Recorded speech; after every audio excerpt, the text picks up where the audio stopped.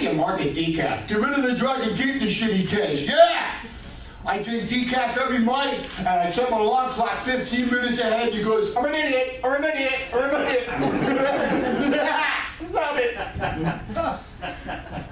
Hey, don't we all set our alarm clocks ahead? I mean, we set our alarm clocks ahead, right? What's the last thing you want to do when you get up? Subtraction. Come on, think about it.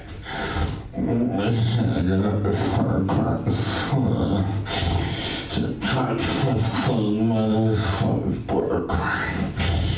I get a piss like a racehorse.